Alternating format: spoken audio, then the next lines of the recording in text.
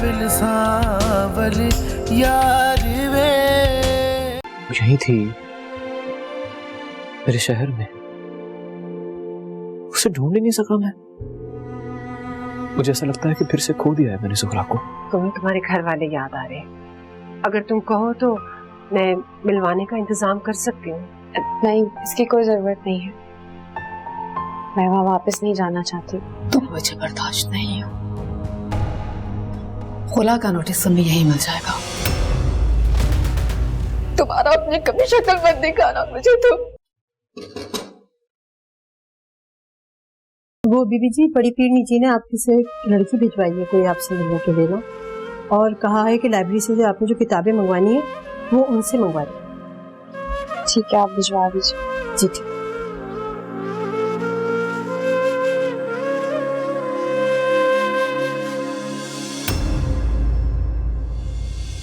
जरी तुम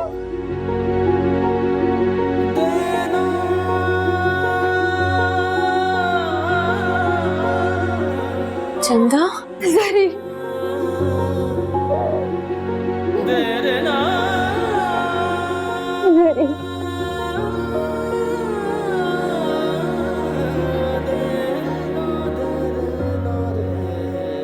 मैं तो डरी गई थी जरी कि पता नहीं तुमसे दोबारा मुलाकात हो या ना हो। तुम कहाँ चली गई थी? अन्ना जी तुम्हारे गम में निढाल पड़ी हैं। हम सबका बुरा हाल है। मेरे नसीब में तो घर की छत का सुकून लिखा ही नहीं। मालिक शरियार ने भी मुझे तलाक दे के अपने घर से निकाल दिया। ये मनूस खबर हमें मिल चुकी है, मगर तुम इतने अरसे रही कहाँ? इतने दिनों बाद मिली भी तो यहाँ, इन पीरों की हवेली में। ये सब क्या है जरी? बहुत लंबी दास्तान है। जितना कुदरत के खेल देखो। मुझे इद्दत के लिए ऐसे घर में लाके ठहरा दिया जहां हम जैसों का कुछ छूने से भी चीजें नापाक हो जाती हैं। देखो मामा, प्यारा है ना? जरी के लिए निकाला, बिल्कुल नया है। हाँ, बहुत अच्छा है, लेकिन वो ऐसे रंग कहाँ पहनती है, काम वाले कपड़े। तो तुमने जितने भी उसे निकाल के दिए अपने जहेज से, वो सब उसने अलमारी में रख दिए। बहुत सादी है वो, काले और सफेद के अलावा तो कुछ पहनती नहीं।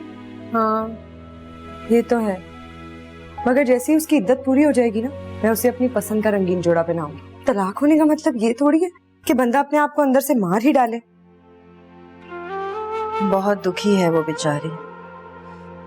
जब एक बेसहारा लड़की तलाकी याफ्ता हो जाए ना, तो अंदर से मौत वाक़ई हो जाती है। मगर मुझे वो बहुत मासूम लगती है। न जाने अंदर कितने तूफान छुपाए बैठी, जबान से कुछ कहती भी नहीं। तुम ना उसका ख्याल रखा करो, तुम्हारी उम्र की है, बस कम तुमसे दिल की बातें तो कर लिया करेगी। फिर भी मैं तो उसका बहुत ख्याल रखती हूँ, मगर उसे जैसे चुप ही लग गई। मैं उसे जिंदगी की तरफ वापस खींच लाऊंगी, तुम देखना। अब कहाँ चली? सरी को ये जोड़ा देने, सब्र नहीं हो रहा मुझसे। इसे कहते हैं कुदरत के खेल। वो मूसा जिसे तुमसे मोहब्बत के जुर्म में इस घर से निकाल दिया गया था, आज उसी मूसा के घर पे तुम उनके मुअज़्ज़ज़ मेहमान बनकर अपनी इद्दत के दिन पूरे कर रहे हो। इसलिए कहते हैं गुरूर का सर नीचा। इसे मत कहो। यहाँ के लोग ना बहुत मुख्तलिफ हैं, बहुत इज्जत करते हैं लोग औरतों की, खास तौर पर। अभी मुझे पता चला कि मूसा की नजर में मेरे लिए इतना एहतराम क्यों है, क्योंकि उसकी तरबियत ही ऐसी। इस घर की औरतें ना बहुत खुशनसीब। हैरत है, 4 दिन में तुम इन लोगों के गुण गाने लगी हो, जबकि तुम ये बात बहुत अच्छी तरह जानती हो। अगर इनको तुम्हारी हकीकत पता चल गई तो? मूसा की अम्मी तो मेरी हकीकत पहले ही जानती हैं, फिर भी उन्होंने मुझे इस घर में रहने के लिए पनाह दी। कभी कभार ना हमारे अंदाजे लोगों के बारे में बहुत गलत होते हैं। ठीक है, मान लेती हूँ, मगर अब क्या इरादा है तुम्हारा? जरी, घर वापस चलो। अन्ना तुम्हें याद कर करके निढाल है। नहीं, मैंने फैसला कर लिया कि मैं अपनी इद्दत इसी घर में महफूज रहकर गुजारूंगी। वहां तो छत के नीचे रहकर भी हम महफूज नहीं थे। फिर जब मेरी इद्दत पूरी हो जाएगी, मैं कोई भी काम कर कर 2 वक्त की रोटी कमा लूंगी, लेकिन मैं वहां वापस नहीं जाऊंगी। मैं यहीं रहना चाहती हूँ। जरी, फिर मैं वापस जाकर अन्ना को क्या जवाब दूंगी? चंदा देखो, तुम्हें मेरी कसम, तुम अन्ना को कुछ नहीं बताओगे, किसी को भी, कि मैं कहाँ पर हूँ। तुम बस अन्ना को कह देना कि मैं महफूज हूँ, ठीक हूँ। और फिर मैं तुम्हें कोई नंबर दूंगी, तुम अन्ना से मेरी बात करा देना, उन्हें तसल्ली हो जाएगी। ठीक है? जरी देखो मैं तुम्हारे लिए क्या लाई, कितना प्यारा है ना। ये कौन है? ये मेरी दोस्त है चंदा, मुझसे मिलने आई है। अरे ये तो बहुत अच्छी बात है। चलो शुक्र है, इस पूरे जहान में तुम्हारी एक सहेली तो निकली, वरना मैं तो तुम्हें बिल्कुल ही आदम बेजार समझती थी। देखो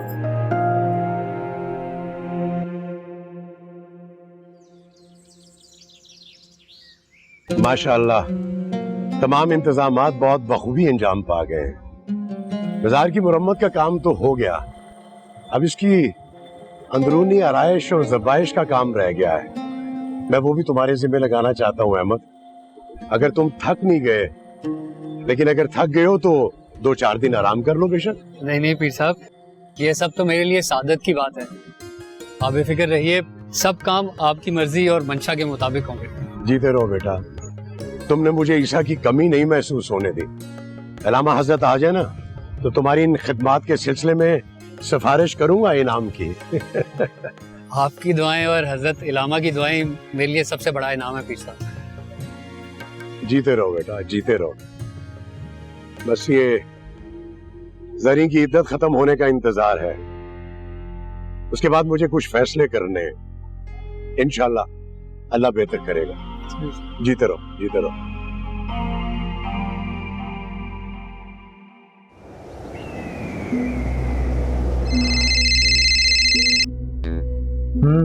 सर, आपसे मलिक शहरियार साहब मिलने आए हैं। उसे कहो कि मैं मीटिंग में हूँ, बाद में आए किसी वक्त। और देखो दोबारा मुझे कॉल मत करना। अच्छा,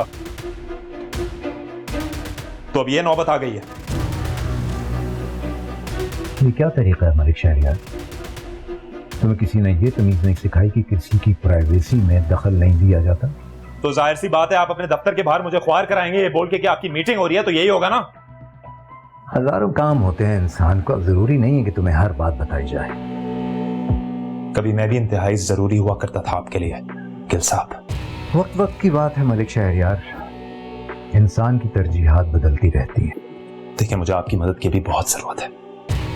मैं कौड़ी कौड़ी का मोहताज हो गया हूं, सब कुछ ले लिया उन्होंने मुझसे वापस। मैं रोड पे आ गया हूं। मुझे मेरे पैरों पे दोबारा खड़े होने के लिए आपकी मदद की जरूरत है। कभी मैंने भी आपको बहुत सारे प्रोजेक्ट्स में बहुत सारा प्रॉफिट कमा के दिया है, ये याद रखिएगा। देखो, अगर तुमने मुझे फायदा पहुंचाया तो उसका पूरा पूरा कमीशन दिया मैंने तुम्हें, हमेशा। इसलिए कोई एहसान नहीं किया तुमने मुझ पर, और आइंदा तुम मुझसे कोई उम्मीद मत रखना।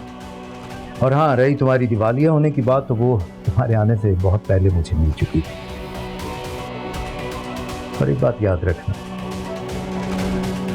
सेठ शहबाज कभी भी लंगड़े और हारे हुए घोड़े पर बाजी नहीं खेलता। Please try to understand my situation. मेरा घर, गाड़ी, दफ्तर सब कुछ गिरवी रखा हुआ है। जिन्होंने मुझसे कर्ज लेना है वो मेरे दरवाजे पे खड़े हैं। वैसे तो मेरा भी बहुत सारा कर्ज तुम्हें वापस करना है। मैं तुम्हारी हालत देखते हुए मैं तुम्हें 2-4 माह की मोहलत दे रहा हूँ, जैसे भी तुम मेरी मेहरबानी समझो। चलो निकलो यहाँ से, मुझे कुछ जरूरी कॉल्स करनी है। साहब, आप इस तरह मुझे जलील नहीं कर सकते। हाँ, मैं गार्ड को भेजो अंदर जल्दी। गिल साहब, मेरी बात समझे आप ये नहीं कर सकते मेरे साथ। गार्ड गिल साहब, मेरी बात समझने की कोशिश करें। मैं झूठ। मलिक साहब को नीचे तक छोड़ के आओ। साहब, मेरी बात समझने की मैं छोड़ो यार मुझे, मैं बात कर रहा हूं। साथ आप मेरी तुम्हारी इज्जत इसी में है तो चले वरना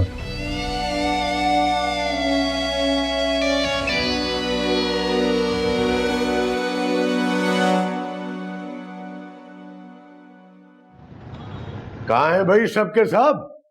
जी पीर जी हुकुम। कहाँ है घर की औरतें? कोई नजर ही नहीं आ रहा। सकीना बीबी तो अपने कमरे में है और खतीजा बेगम नमाज पढ़ रही हैं जी। और तुम्हारी पीरनी जी? जी वो पीरनी जी तो मेहमान खाने की तरफ गई हैं। वो असर के बाद रोजाना जरीन बीबी को कुरान का दर्स देने जाती हैं आजकल। बता रही थी कि जरीन बीबी तफसीर पढ़ना चाहती हैं।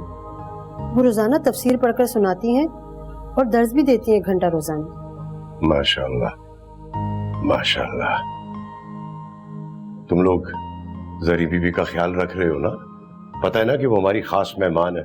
जी पीर जी, मगर वो जरी बीबी है ना, वो तो किसी और ही जहाँ की लगती हैं। इतनी सीधी सादी, इतनी साबिर और शाकिर, इतनी अदब और तमीज वाली, कभी हम नौकरों से भी तल्ख लहजे में बात नहीं की। जज़ाकल्लाह। ये होती है तरबियत, और ये तहजीब जो है ये किसी अच्छे घराने की तरबियत से ही आती है। सुभान अल्लाह सुभान अल्लाह। और इस तरह हजरत यूसुफ इस्लाम की ख्वाब की ताबीर सच साबित हुई और उन्हें फिर वही मुकाम दोबारा से अता किया गया। आज का दर्स खत्म हुआ, कल हम फिर इसी सूरत से स्टार्ट करेंगे। आपको सुनकर ना मुझे अपने मोहल्ले वाली खाला याद आ जाती है जो सिपारे का सबक देने आती थी हमें। अच्छा, तुमने कुरान पढ़ा हुआ है? पूरा। अन्ना जी इन मामलात में बहुत सख्त थी और मुझे तो ये भी याद है कि चंदा कितने बहाने किया करती थी, कभी बुखार का, कभी तबीयत का, कभी सर दर्द का, और अन्ना जी मुझे भेजती थी उसे पकड़ने के लिए। हमारे यहाँ ना ईद पे, शब रात पे हर दफा न्याज भी हुआ करती थी, मगर सिर्फ हमारे मोहल्ले के अंदर। और मैं अन्ना जी से लड़ाई किया करती थी कि मैं अपनी स्कूल की दोस्तों को न्याज क्यों नहीं दे सकती, या वो मेरे घर क्यों नहीं आ सकती न्याज लेकर। मगर अन्ना जी हमेशा मुस्कुराकर मेरे इस मासूमाना सवाल को टाल दिया करती थी। आज कई सालों बाद मुझे एहसास हो रहा है कि वो ऐसा क्यों करती थी। इंसान मासूम इंसानों के लिए कितने पहरे लगाते हैं, कैसे कैसे फंदे बनाते हैं रस्म रिवाज के, और हम फिर भी नहीं समझ पाते। पीरनी जी, मैं मुखल तो नहीं हुआ? नहीं नहीं पीर जी, आप मुझे बता देते, किसी से कह देते, मैं आ जाती आपके पास। मैं गुजर रहा था तो सोचा जरी बेटी की तबीयत पूछता जाऊं। मेरी तबीयत बिल्कुल ठीक है। आपका बहुत शुक्रिया, आपने यहाँ आने की जहमत की। अरे नहीं बेटा, जहमत की क्या बात है, तो मेरी बेटियों जैसी हो। खुदा करे कि तुम्हारी इद्दत के दिन खैरियत से पूरे हो जाए। इसे अपना ही घर समझो बेटी। तुम्हें किसी भी चीज की जरूरत है बता दिया करो। मुझे नौकरों ने बताया था कि तुमने आज तक कभी किसी चीज की कोई फरमाइश ही नहीं की है। ये तुम्हारा अपना घर है। अगर तुम किसी और से नहीं कह सकती तो सकीना से कह दिया करो, पीरनी जी से कह दिया करो, जिस चीज की भी जरूरत है। बहुत शुक्रिया, लेकिन यहाँ जरूरत की हर चीज मुयस्सर है। मुझे कुछ चाहिए होगा तो मैं फिर भी बता दूंगी। जीती रहो, मुझे सुनकर खुशी होगी। खुदा करे कि आगे भी तुम्हारे लिए बेहतरी ही हो।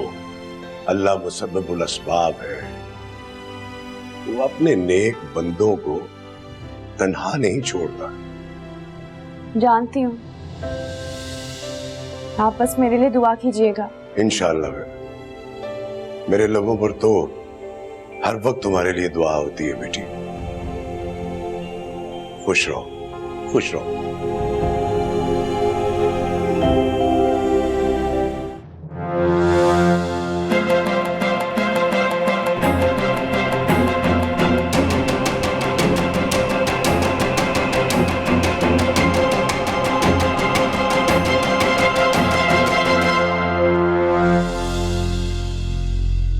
अस्सलाम वालेकुम फजल चाचा,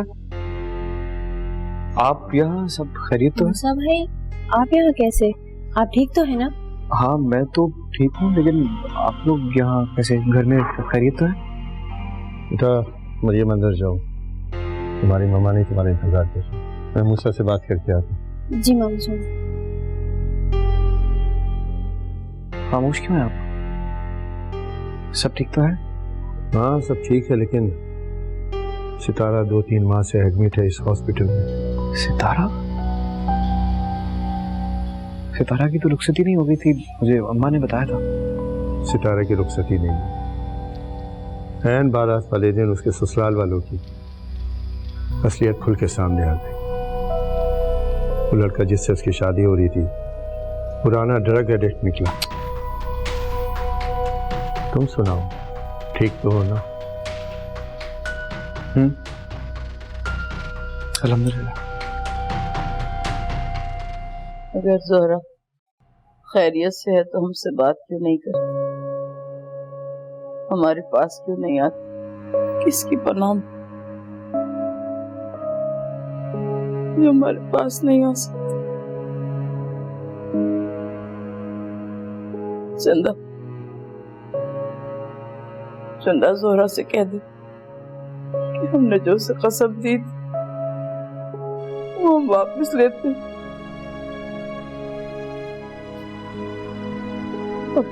अब वो भी वापस आ जाए।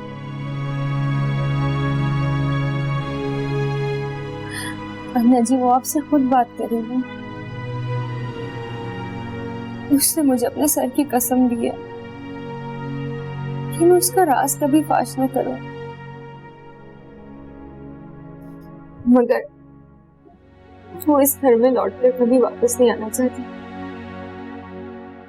वो कह रही थी कि वो मुझे और आपको इस घर से ले जाएगी, थोड़ा सा इंतजार कर ले, क्योंकि वो इस वक्त जिन लोगों की पनाह में है वो उनके एहसान का भरम नहीं तोड़ना चाहती। जानते हैं सारी जिंदगी हमारा भरम ही तो रख दिया है, अब भी सारा अजाब खुद ही झेलेगी। अगर तू कहती है तो हम माने लेते हैं कि वो वापस आएगी, मुझसे बात करेगी, पर उसको कह देना कि उसकी अन्ना उसके अपने मरते दम तक उसका इंतजार करेगी।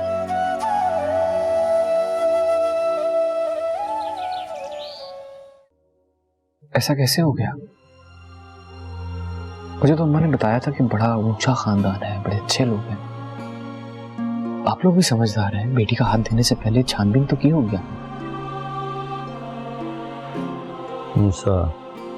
इंसान अपने तौर से समझ रहा होता है कि उसने बेहतरीन मंसूबाबंदी कर ली है, उसके इरादों में कोई नुक्स नहीं निकाल सकता। उसने अपनी तरकीब और जद्दोजहद में बेहतरीन फैसला किया, लेकिन कुदरत पलट कर एक ही झटके में उसे ये सबक दे जाती है कि उसका हर फैसला, हर मंसूबाबंदी, हर तरकीब नाकिस थी, नाकिस है और नाकिस रहेगी। अभी आखिरी वक्त तक ऊंचे खानदान और इज्जतदार घराने के कसौटी पे परखते रहे उसे। रैंड बारात वाले दिन जिस दिन सितारा दुल्हन बने बैठी थी, वो लड़का नशे के ओवरडोज की वजह से निकाह के बजाय सीधा अस्पताल पहुंच गया और ये रात फाश हो गई। और हमारी सितारा दुल्हन के सुर्ख जोड़े के बजाय सफेद पोश हो गई। बहुत अफसोस हुआ मुझे, दुख हुआ। सितारा जैसी अनमोल लड़की के साथ ऐसा क्यों हुआ? तो नायाब है, बड़े कीमती एहसास की मालिक है। मूसा, दुनिया में बहुत से अनमोल हीरो को मैंने खाक में रुलते देखा, लेकिन नहीं जानता था कि ये नाखतरी मेरी अपनी बच्ची के हिस्से में आएगी। हुआ क्या है उसे? मेरा मतलब है अस्पताल में दाखिल है, डॉक्टर्स ने क्या वजह बताई? अंदर से टूट फूट गई है। डॉक्टर्स कहते हैं कि शदीद ज़हनी और जज्बाती दबाव ने उसे मायूसी के अंधेरे घड़े में ढकेल दिया है। मुस्तकिल डिप्रेशन की मरीजा हो गई है। खुश तो वो पहले भी नहीं थी इस शादी से, लेकिन हमारी खुशी और हमारे हर फैसले के आगे उसने सर झुका दिया, लेकिन अंदर ही अंदर पिघलती रही और बिलाखिर मोम की तरह पूरी पिघल गई। मैं दुआ करूंगा उसके लिए। मेरी किसी भी खिदमत की कोई जरूरत हो तो मैं हाजिर हूँ, बता दीजिएगा।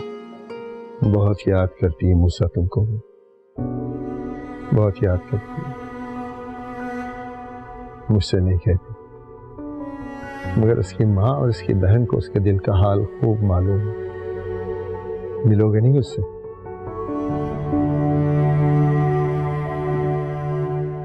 मैं?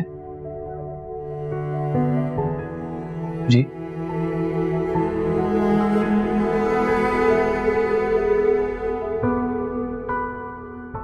कौन सी लाइब्रेरी में काम करती है तुम्हारी दोस्त?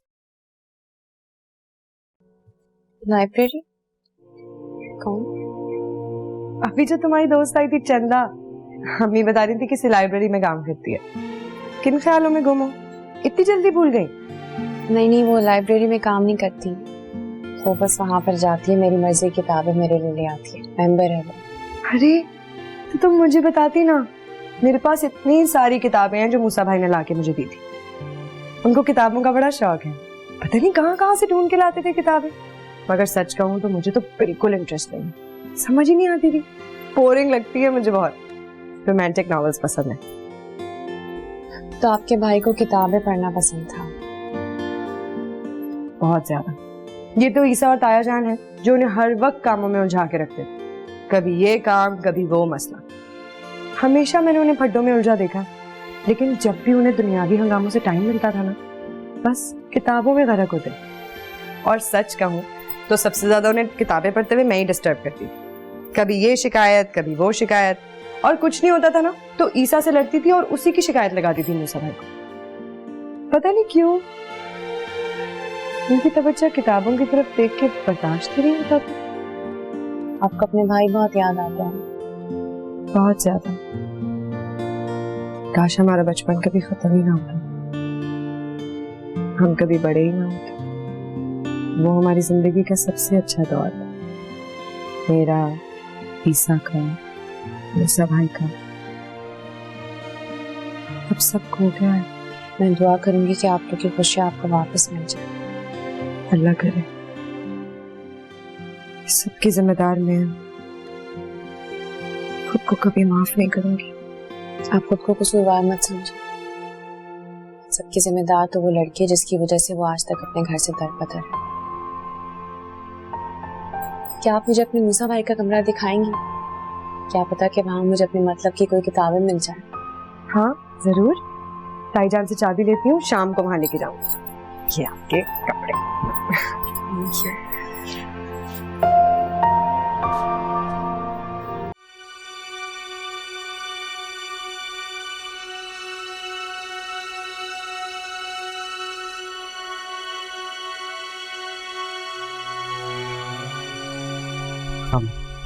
वालेकुम सलाम। जी तरफ बेटा देखो, सितारा ने अपना क्या हाल कर लिया है, अब तो वो मेरी भी एक बात नहीं सुन रही। आप फिक्र मत कीजिए, इंशाल्लाह सब ठीक होगा। नहीं बेटा, ये सब हमारे गुरूर और घमंड का नतीजा है। हमने तुमको अपने आप से कमतर समझा था ना, तो देख लो अल्लाह ने हमें उसका कैसा बदल दिया। कैसी बात कर रही हैं आप? अल्लाह का शुक्र अदा करें कि सितारा के निकाह से पहले उस लड़के की हकीकत सामने आ गई। अगर खुदा ना खास्ता निकाह के बाद ये सब पता चलता तो क्या कर लेते आप लोग?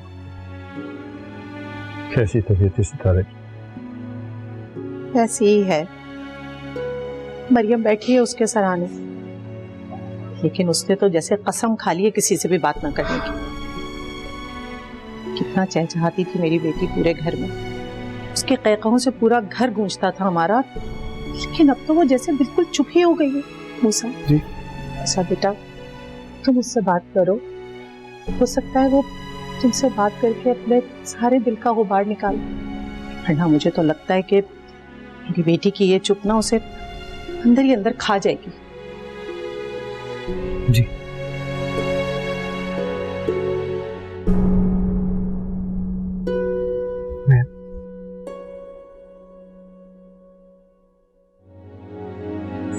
खिड़की खोलो, देखो तुमसे मिलने कौन आया है। आंखें तो खोलो सितारा, देखो मूसा भाई तुमसे मिलने आए। सितारा,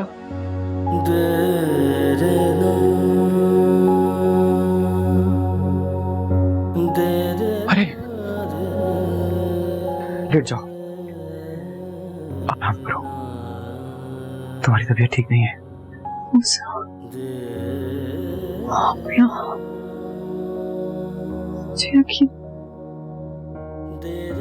ये क्या हाल बना लिया है तुमने अपना सितारा?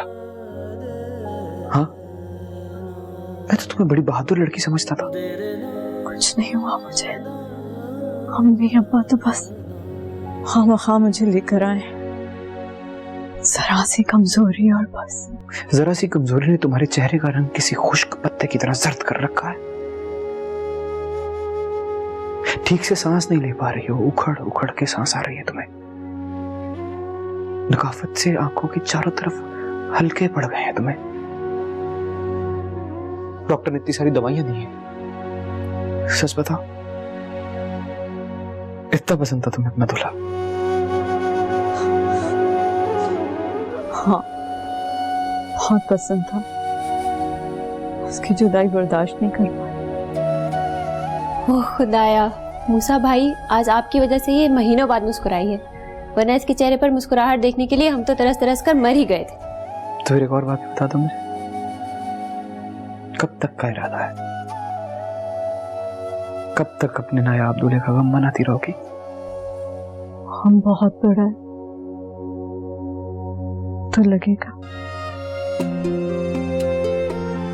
तुम्हें चाहने वाले कितने परेशान हैं तुम्हारी वजह से, कभी ये सोचा तुमने सितारा? सोचने समझने की बहुत पहले ही मर गई थी मेरी आंखों, अब तो बस सांस बाकी है, जो आ जा रहे हैं। दुआ करें साथ छूट जाए। भूल गई हो तुमने तो कहा था ना मुझसे कि हमारी जिंदगी सिर्फ हमारी नहीं होती, हमसे जुड़े हुए रिश्तों का हक कभी कभी खुद हमसे भी ज्यादा होता है जिंदगी पर। कहा था ना, कहा था तुमने।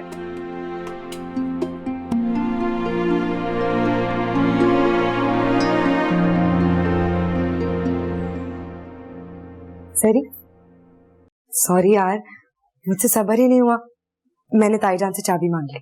चलो जल्दी से तैयार हो जाओ। मगर आप तो शाम को लाने वाली थी ना चाबी।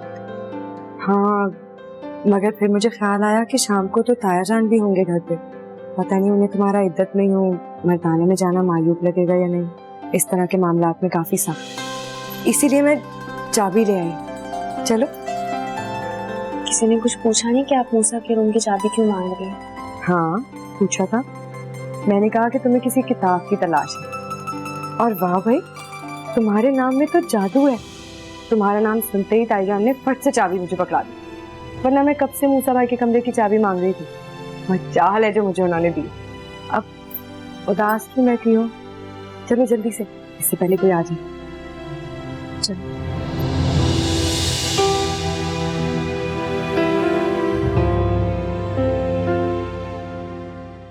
आप मेरी छोड़ें, अपने सुनाए। आप दोनों बातें करें, मैं मामू मुमानी को देख कर आती हूँ।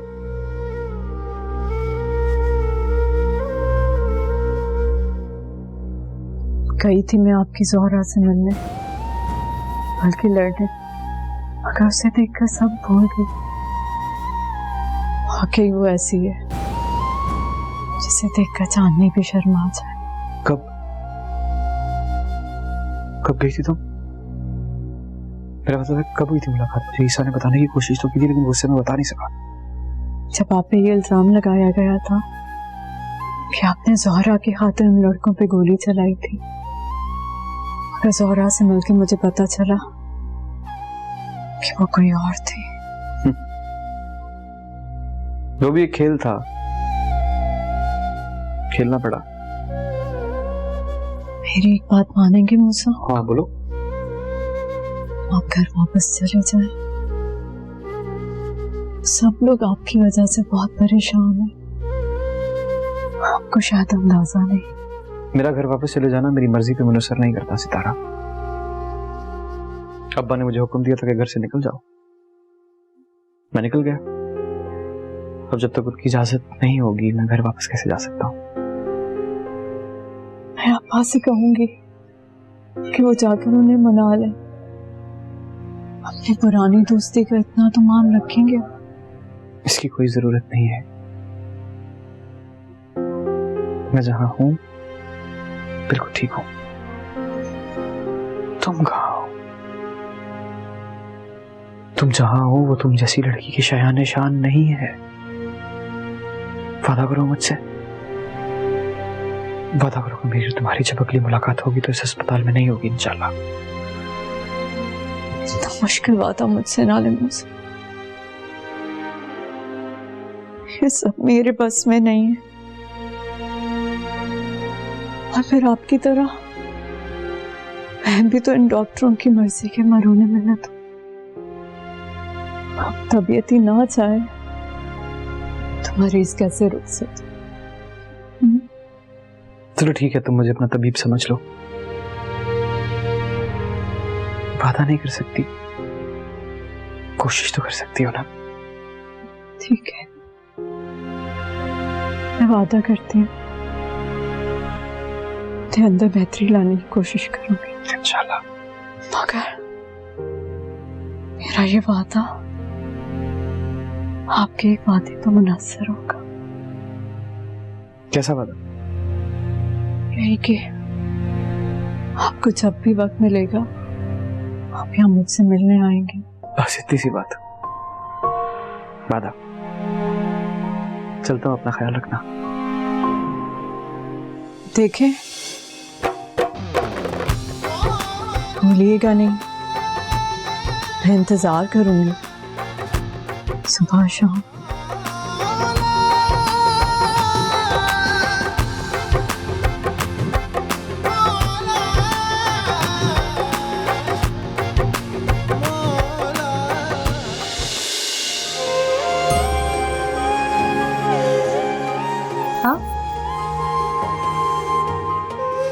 मूसा भाई के कमरे में होते हुए उनके कमरे में कोई नहीं आ सकता। पता है, ताया जान कहते हैं घर और कमरे से इंसान की शनाख्त होती है। नफासत और तरतीब से उसकी शख्सियत का अंदाजा होता है। तुम्हें भी अंदाजा हुआ होगा मूसा भाई की शख्सियत का उनका कमरा देख के, है ना? कहाँ खो गई बताओ ना। सही कहते हैं, इस कमरे की नफासत देख के अंदाजा हो रहा है कि आपके भाई की शख्सियत कैसी होगी। उन्हीं लोगों ने कैसे कैसे पत्थर मारे होंगे इस लड़की की वजह से। और किस्मत देखो कितनी बुरी है। जिस लड़की के लिए उन्होंने दुनिया से जंग मोल ली वो डोली में बैठ के पिया घर चली गई। ऐसे लोग कभी बस नहीं सकते। देखना, इस लड़की के साथ भी यही होगा। तुम आराम से किताबें देखो, मैं आती हूँ।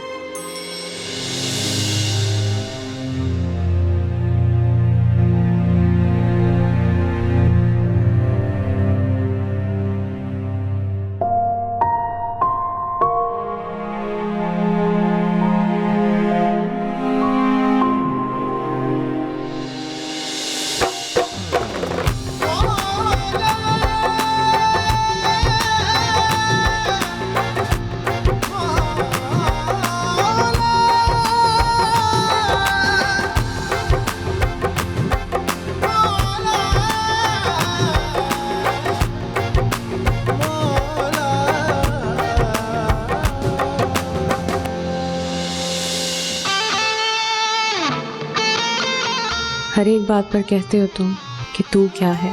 तुम ही कहो कि ये अंदाज़ गुफ्तगू क्या है। चला है जिस्म जहाँ दिल भी जल गया होगा। खुरेदते हो राख, अब आखिर ये जुस्तजू क्या है। रगों में दौड़ते फिरने के हम कायल नहीं, जब आँख ही से ना टपका तो फिर लहू क्या है। हर एक बात पर कहते हो तुम कि तू क्या है। तुम ही कहो कि ये अंदाज़ गुफ्तगू क्या है। कुछ हल जाए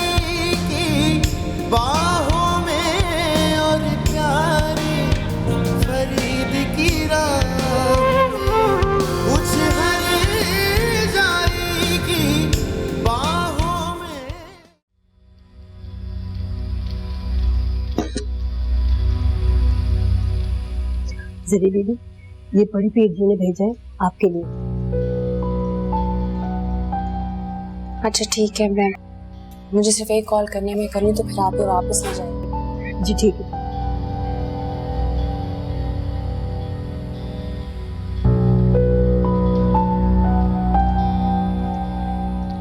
अन्ना जी, ज़ोहरा का फोन। अन्ना जी, अन्ना जी, आपको मेरी बात पर यकीन नहीं था ना? कर ले अपनी लाडली से बात। ओके, ज़ोहरा का फोन है। हाँ, अन्ना ज़ोहरा, पर देखिए ज्यादा लंबी बात मत कीजिएगा, वो जहाँ पर है खुल के बात नहीं कर सकती। अच्छा, अच्छा, अन्ना जी रोना बंद करें, रो रो के खुद को हल्का नहीं करें, मैं बहुत महफूज मुकाम पर हूँ। वही हुआ है जो मेरे नसीब में लिखा था अन्ना जी। बहुत गलती हो गई हमसे, हमें माफ कर दे ज़ोहरा, हमें माफ कर दे। मूसा को समझने में गलती हो गई हमसे। क्यों रुखसत किया हमने तुझे उसके साथ? क्यों? सही कह रही हैं आप, हमने मूसा को पहचानने में बहुत गलतियां की हैं, मगर आप प्लीज बिल्कुल परेशान नहीं हो, आपकी ज़ोहरा बिल्कुल ठीक है, एक मुअज़्ज़ज़ घराने में अपनी इद्दत पूरी कर रही है। बिल सावल यार